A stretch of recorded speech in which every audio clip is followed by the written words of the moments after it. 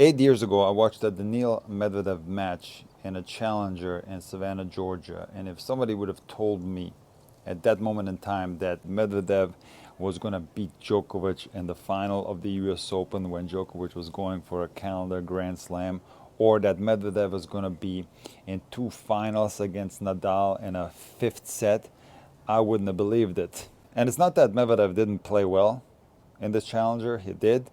He had a big serve. He had somewhat unorthodox technique, but he was consistent. He was moving well. But I could not see anything that was extraordinary that would give me the belief that this guy was going to be one of the best players in the world.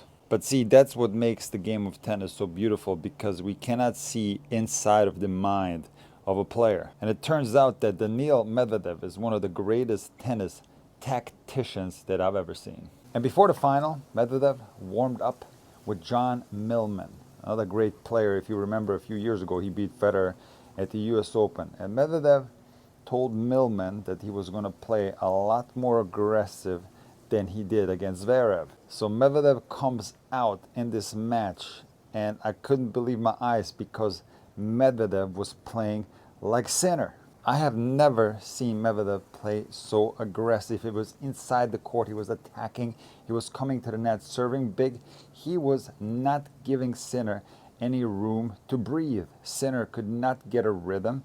And what's possible is that Sinner was a little bit nervous being in his first Grand Slam final. So this was the absolute best tactic to not allow Sinner to get into a rhythm. So when Medvedev was up a set and 5-1, I honestly thought that Medvedev was going to cruise in this final and win in 3 straight sets. But I saw something that was such a valuable moment for all tennis players, because what Sinner did, being down 5-1 in the second set, he didn't let that set go. He fought really hard and got 2 games in a row. He still ended up losing the set 6-3, but I feel like the end of that second set was a moment where the momentum shifted in this match. Because now, even though Sinner was down 2-0, he started trusting his shots more. He was missing far less. He started making a lot more first serves. He started making a lot less return errors, which on the other hand made it more difficult for Medvedev to continue playing that attacking style. On top of that, Medvedev has played such long matches at this Australian Open. He really needed to wrap this match up in 3 sets, maybe 4. If that match was going to go deep into the 5th set, Medvedev's tank was pretty close to empty. And you can see a drastic difference in Medvedev's tactics between the first 2 sets and the last 3 sets. Don't get me wrong, he was fighting till the very end, but the 2 factors were, for one, that Medvedev missed a little bit of that fire that he had in the first 2 sets. He did look a little bit tired out there, but more importantly, Sinner started playing a lot better. And when Sinner plays like this, he has the ultimate combination of control and power. See, if you watch some of my rants last year where I talked about Alcaraz, I thought that Alcaraz and Rune hit the hardest ball. They're the ones that come the closest to Federer, who was the most aggressive player in the history of tennis, in my opinion. But I gotta be honest with you, when I watch Sinner, I cannot imagine that someone can hit the ball harder than he does. I heard so many times this week that Sinner slaps the ball, and he does not. I'm going to show you what a slap shot is. So here's the ball, and here we have the strings coming at the ball. So a slap shot would be this, basically slapping against the ball like this. This is absolutely not what Sinner does, or he wouldn't be in the top 1,000 in the world, because when you slap the ball, you can't control it. You might get it in every now and then, but there's no way to apply power and control. So what do players do on the ATP Tour? They apply heavy topspin, and the strings go vertically across the ball like this. That's exactly what happens on Sinner's forehand. He applies a heavy amount of topspin. Now the reason why it's heavy, because there's a combination of a tremendous amount of power and control applied in unison. The two-handed backhand of Sinner is naturally more flat, but this is very common. Even players like Zverev or Djokovic have a tendency to hit more of a flat topspin backhand due to the biomechanics of the two-hander. But people have been asking me throughout these 2 weeks, what is it about Sinner that allows him to hit so hard? Does he do something that's out of the ordinary, something that other players don't do?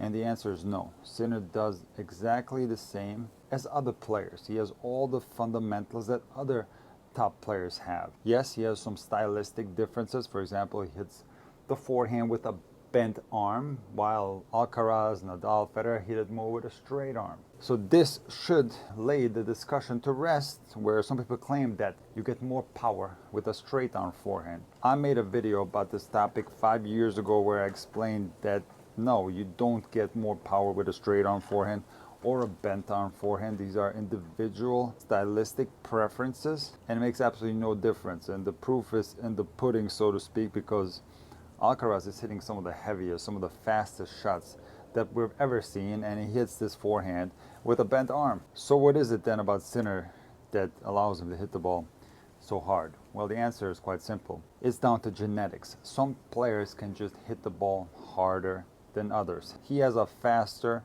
arm than other people do. It's not that he's more muscular. If you look at his physique, Alcaraz and Nadal are way more built than Sinner is. Is he unbelievably tall and has a long lever? No, he's 6'2", the same height as Djokovic. But due to his genetics, he can just smack that ball, like Novak said in the press conference, much harder than other players can. Now, the problem that Sinner had in the past was that he would play extremely well, but there were some matches where the unforced error count was too high, the shot selection was poor, and he did lose a lot of matches in the important stages of tournaments. But since the Davis Cup last year, which in my opinion was the most important tournament in Sinner's career, he won high pressure matches and got the Davis Cup title for his country, Italy, which finally gave him the belief that he can beat the best players at the most important stages of tournaments. And it's so nice to see that he was finally able to overcome this hurdle and get his first Grand Slam titles by beating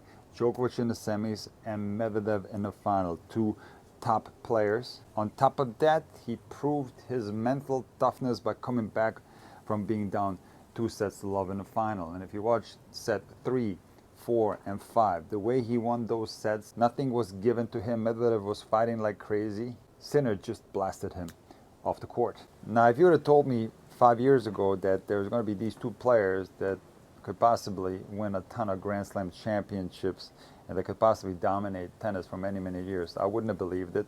I actually thought that tennis was going to be in a big hole, just like it was in the early 2000s, past the Pete Sampras and Andre Agassi era, right before Roger Federer came in the picture. There was these few years where there was many different Grand Slam champions.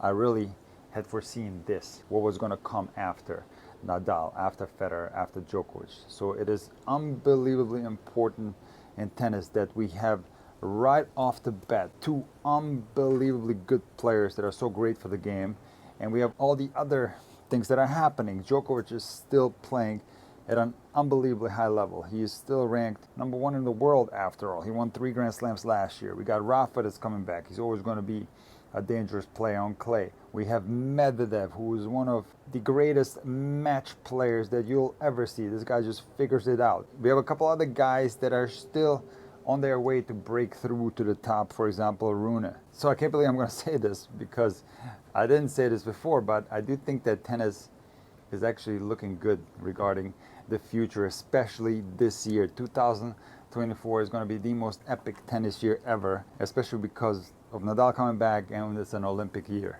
Now, I want to acknowledge Rohan Bopanna, who at 43 years old won the Australian Open doubles tournament. He becomes the oldest man to win a Grand Slam and also the oldest man to be ranked number 1. Bopanna said that 5 years ago he thought about quitting tennis, but his wife convinced him to keep training. And I love hearing these stories where players that are older in age still manage to improve, still manage to get better, and still manage to achieve great results at an older age. Now, what do you guys think? Can this record of winning a Grand Slam at 43 years old be broken in singles? Let me know in the comments. I know one guy that could possibly do it.